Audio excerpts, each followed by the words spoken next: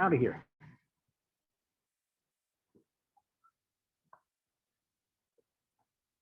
Jackie getting ready for our semifinal match up, although we don't know who our opponent is. So what do you do for these next 5-6 days? What's the key to the Aces getting prepped when you don't know who you're going to play?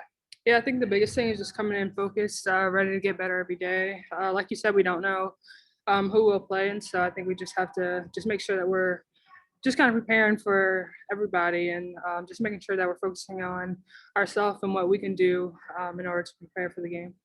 Third year in the league, third year in the playoffs, went to the Final Four a handful of times in college. So this has got to be old hat to you. But what is the difference between regular season play and postseason play? And then can you speak a little bit to the fact that we're going to be in a series rather than a one-off game? Yeah, I mean, this is what we worked for all season is making it to the postseason, making it to the playoffs. And I think the biggest thing is we just come in ready to work and get better. Like you said, I've played in Final Fours, national championships, just played at the next level in the playoffs. And so I have a little bit of experience, but I think it's just being ready to work. Everybody is coming ready to play. I mean, ultimately, it's a new season whenever you hit playoffs. And so you just have to make sure you just focus on one game at a time. What kind of advice do you have for a Destiny Slocum, who's the lone player on the roster, who's a rookie and hasn't been through this before at the WNBA level?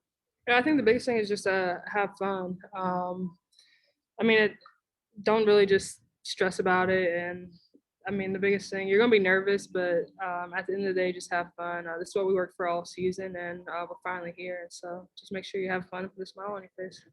And lastly, for about the first 3 quarters of the season, we had Liz Cambage with us, and then for 5 of the last 6 games did not. What did you learn about the team when we didn't have her, particularly on the offensive end, since we were able to maintain our #1 offensive ranking even without Liz in the line? Yeah, at any night, it could be somebody else's night. For instance, KP went off, Asia goes off, Dearica, Bay. And so at any point, anybody can get off. And so I think that's what makes us extremely successful is that we don't just have to focus on one person and that at any point, it's going to be somebody else's night. And so it just makes it tough to guard, and teams can't just focus in on one player. Thanks a lot, Jackie. Thank you.